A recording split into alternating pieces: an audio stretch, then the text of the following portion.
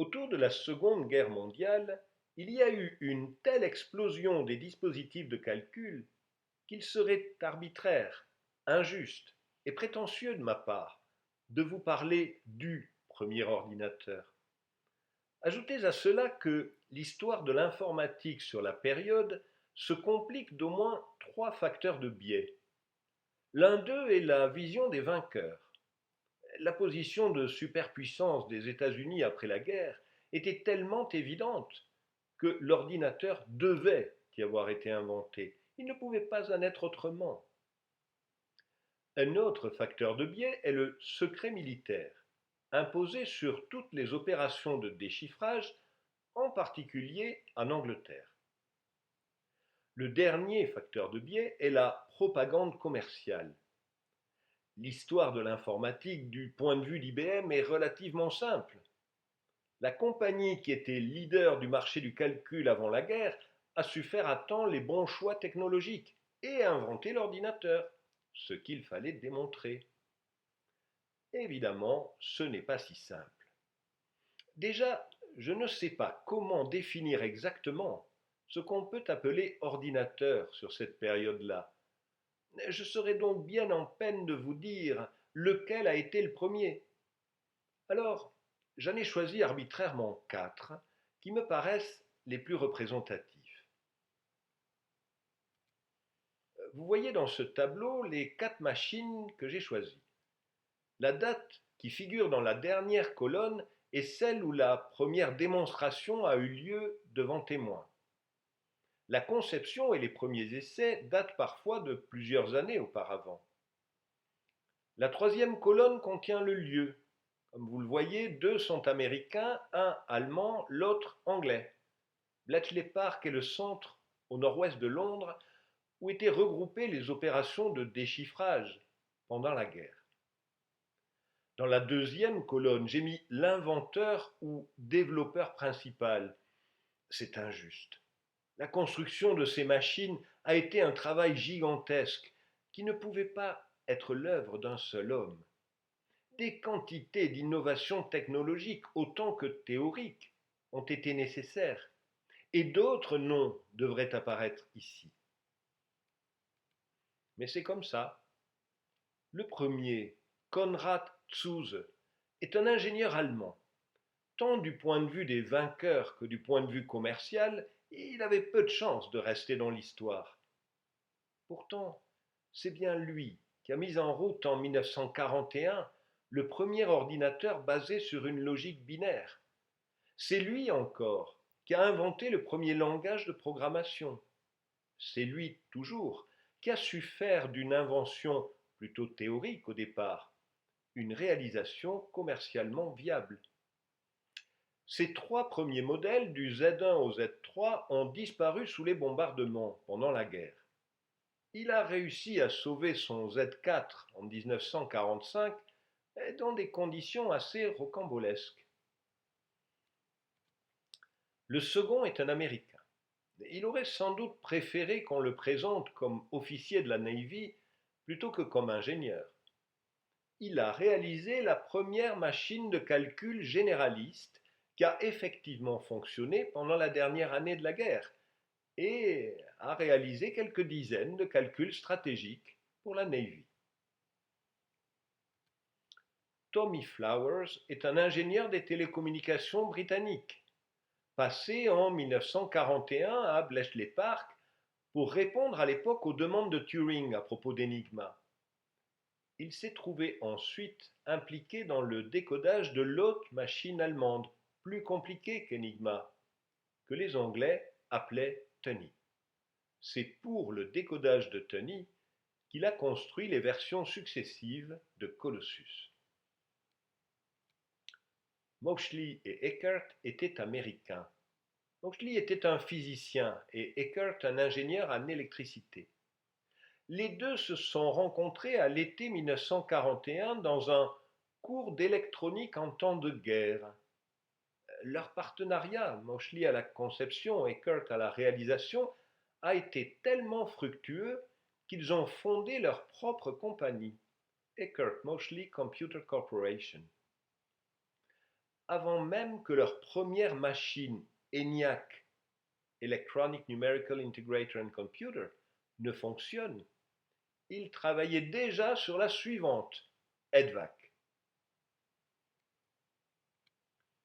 Le Z1 de Zuse a été reconstitué d'après ses propres indications. Il l'avait construit dans le salon de ses parents avant la guerre. Il y est resté jusqu'en septembre 1940. Ce n'est qu'après qu'il a pu avoir un atelier, celui où il a présenté le Z3 en mai 1941. Le Mark I d'Aiken a été construit en partie par IBM, puis transféré à Harvard. Aiken s'est opposé à IBM dont il acceptait mal la tutelle et les objectifs commerciaux. Il s'est aussi opposé à l'université d'Harvard, dont les administrateurs ne croyaient pas vraiment à ses travaux et dont il n'avait pas la reconnaissance académique. Pour tout vous dire, il n'y a pas grand monde à qui Aiken ne se soit pas opposé. Le Colossus, seconde version, a été reconstitué au musée de Bletchley Park. C'était en théorie une machine binaire généraliste. En pratique, elle avait été conçue et optimisée pour résoudre des problèmes concrets d'arithmétique modulo 2 et de statistique posés par le décryptage de Turing. Plus de 10 exemplaires de Colossus ont été construits pendant la guerre dans le plus grand secret. L'ENIAC de Moseley et Eckert ressemble aux trois autres, vus de loin. En fait, oui, ces machines se ressemblaient toutes. Des kilomètres de fils électriques, des centaines de milliers de composants, plusieurs mètres cubes et plusieurs tonnes d'un engin bruyant et capricieux. Qu'est-ce qui pouvait bien les différencier? Il y a avant tout la base logique. À l'époque, deux composants binaires étaient disponibles. Le plus ancien était le relais électromécanique. Voyez le schéma. Un électroaimant pouvait attirer ou non une lame de fer qui faisait ou non un autre contact. Et puis, il y avait les tubes à vide, plus fragiles, moins fiables, plus délicats à manipuler. Ils avaient l'énorme avantage de n'avoir pas de partie mobile. Or, qui dit partie mobile dit perte de temps. Les machines équipées de tubes à vide étaient forcément plus rapides que les machines électromagnétiques. La miniaturisation ne viendra qu'avec l'invention du transistor et surtout avec la possibilité d'imprimer des millions de transistors sur quelques centimètres carrés de silicium. En attendant, quels étaient les choix à l'époque? Zuse avait fait le choix des relais électromécaniques, une technologie qu'il connaissait bien et qui surtout était accessible pour lui. Aiken avait fait le même choix, pas pour une question de moyens dans son cas, mais pour une question de fiabilité. La durée de vie des tubes à vide était relativement courte. Or, une seule machine pouvait avoir besoin de 20 000 portes binaires. Sur autant de tubes, il était quasiment certain qu'un d'entre eux claquerait dans la première minute d'utilisation. Et pourtant, les Anglais, ainsi que Moseley et Eckert, avaient fait le choix des tubes à vide. Le choix de l'arithmétique dépendait de l'objectif. Il y avait ceux qui visaient avant tout l'analyse numérique, calculer des tables de balistique, résoudre des équations aux dérivées partielles. C'était l'objectif des Américains, qui était donc en arithmétique décimale. Zuse, lui, avait bien compris que l'arithmétique binaire incluait aussi le calcul des propositions. Quant aux Anglais, leur problème précis était intrinsèquement binaire. La machine allemande de cryptage fonctionnait en partie avec des additions en base 2. Et c'est sur des statistiques de fréquences binaires que Colossus devait être efficace. Il est intéressant de suivre les héritages historiques. De quels grands ancêtres ces pionniers se réclamaient-ils? Étaient-ils les petits-enfants de Leibniz, ou les enfants de Babbage. Voici le témoignage d'un collaborateur de Tzous. Ma contribution au travail de Tzous se limitait à des visites, des discussions, des tentatives pour contribuer à quelques points, et aussi à obtenir les travaux de Leibniz, dans lesquels le philosophe décrivait et examinait le système binaire. Et oui, Tzous consultait les manuscrits de Leibniz écrits environ 250 ans auparavant. Voici son témoignage. J'avais résumé mes pensées dans un petit article. Comme Leibniz utilisait l'expression dyadique pour le système des nombres binaires, j'appelais dyadique générale ma combinatoire conditionnelle. Dans une lettre à mon ancien professeur de mathématiques, je mentionnais fièrement mes idées. Et la réponse arriva comme de juste. Ce système formel est connu depuis longtemps sous le nom de logique des propositions. Et ce fut une surprise pour moi. Eh oui, Tzous n'avait jamais entendu parler de Boole. Et il n'avait jamais non plus entendu parler de Babbage. Il a découvert l'existence de la machine analytique après la guerre, par le rapport du Bureau des brevets américains sur sa demande. Un qui s'est réclamé de Babbage de façon appuyée, c'est Aiken. Le voici en compagnie de Grace Hopper devant un fragment de la machine de Babbage. Ce fragment avait été reconstitué par le fils de Babbage à la fin du XIXe siècle.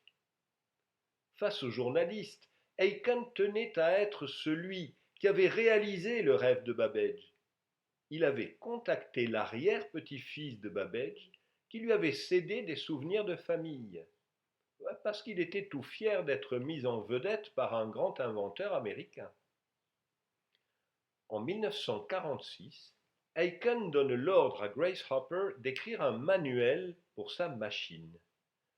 Le manuel paraît avec une introduction historique. La toute première image est celle du fragment de la machine de Babbage qui est sur cette photo. En exergue, au début de l'introduction historique, vient cet extrait des mémoires de Babbage. Si, malgré mon exemple, quelqu'un entreprenait la construction d'une machine et la réussissait, je ne craindrais pas de laisser ma réputation à sa charge, car lui seul serait pleinement capable d'apprécier la nature de mes efforts et la valeur de leurs résultats. Et clairement, cet homme qui a réussi là où Babbage avait échoué, c'est Aiken.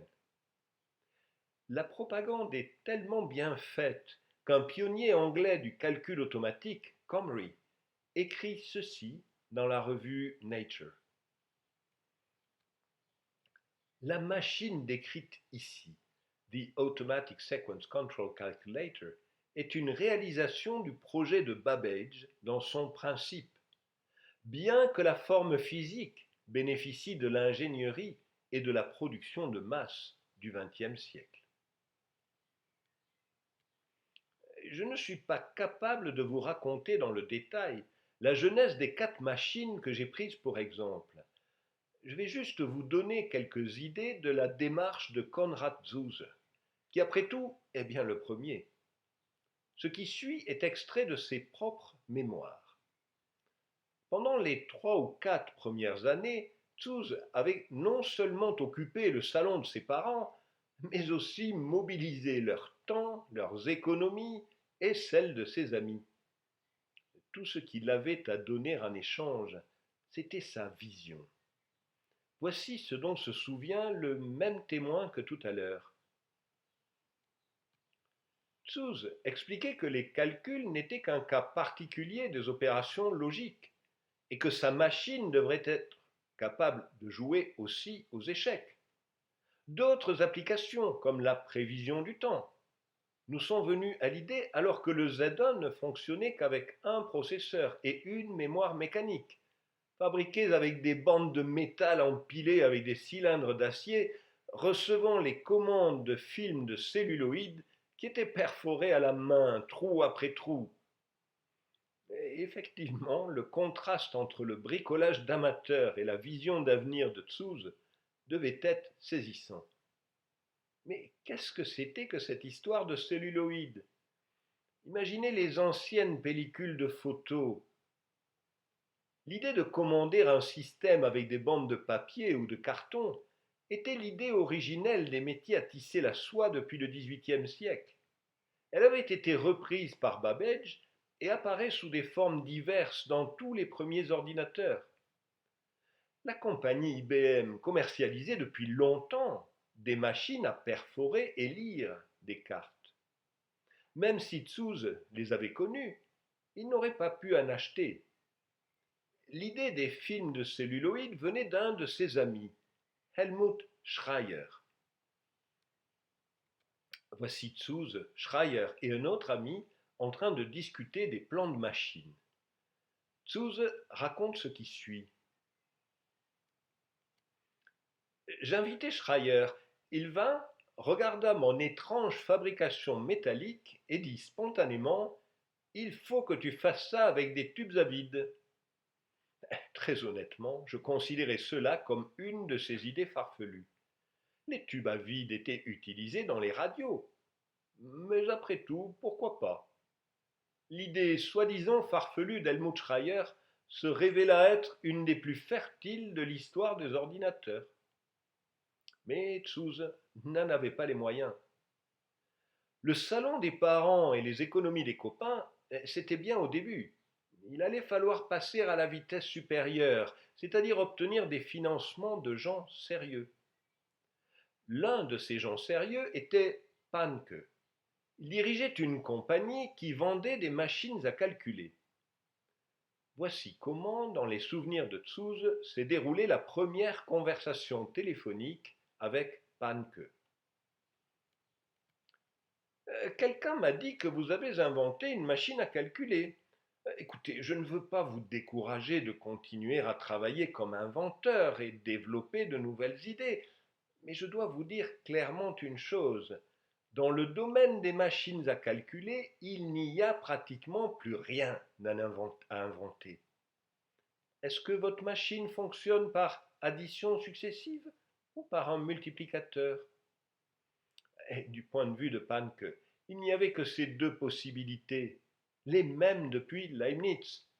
Pour multiplier deux nombres, soit on ajoutait le premier à lui-même autant de fois que nécessaire, soit on créait un système qui intégrait l'étape de multiplication. Et évidemment, quand Tszuz a répondu qu'un arithmétique binaire, c'était la même chose, ça a jeté un froid. Pahnke a quand même fini par subventionner la machine de Tszuz. Voici ce que Tszuz écrit dans son journal le 6 juin 1937. Ce sont des notes non rédigées. Depuis un an maintenant, je réfléchis au concept d'un cerveau mécanique. Premières idées. En relation avec la machine à calculer. Production d'un plan selon les instructions. Cerveau mathématique. Différenciation. Cerveau de langage. Traduction, écriture, etc. Premières idées productives sur les détails. Avril 1937. Découverte des chaînes conditionnelles. Solution de toutes les opérations par des chaînes conditionnelles.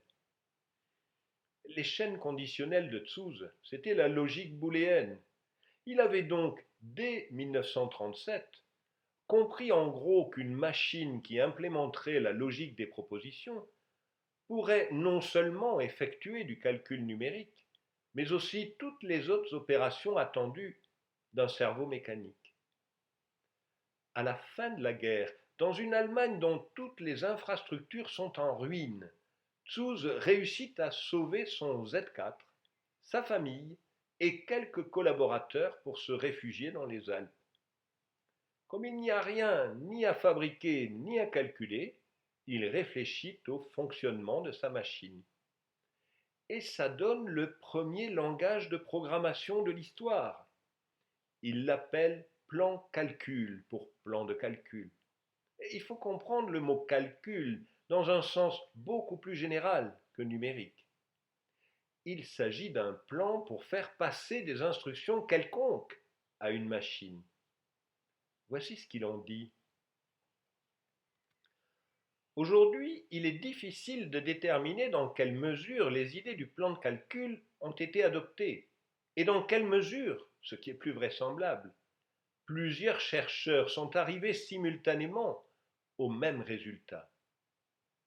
Puis, parlant des autres langages de programmation, les programmes tels que ceux pour les échecs peuvent être formulés, soit pas du tout, soit de manière très maladroite par ces langages. Le plan calcul serait beaucoup plus approprié. Je crois aussi que le travail dans les domaines de l'intelligence artificielle et de la résolution des problèmes généraux serait beaucoup plus efficace si on utilisait les potentialités du plan calcul. Voici pour vous convaincre que Tszuz était capable de penser vraiment loin. Le design de la cellule initiale du super-cerveau artificiel me semble être le but suprême, presque la pierre philosophale. Une fois mis au monde, il s'améliorerait lui-même continuellement, en apprenant et se nourrirait de la connaissance accumulée de son temps. La solution de tous les autres problèmes difficiles pourrait alors être laissée à cet instrument, pourvu qu'on en garde le contrôle. Dans le monde foisonnant et concurrentiel de l'informatique naissante, Tszuz n'a peut-être pas eu la reconnaissance qu'il aurait méritée. Mais ses mémoires montrent à chaque page à quel point il a été heureux de consacrer sa vie à l'ordinateur. Et puis, il a tout de même eu 5 enfants. Ceci est le faire-part de naissance du 5e. Pour le premier ordinateur, je n'ai pas été capable de vous donner ni sa date de naissance, ni le nom des parents. Mais le 5e enfant de Konrad et Gisela Tszuz s'appelait Klaus Peter, né le 28 janvier 1961. Je trouve ça plutôt rassurant, pas vous?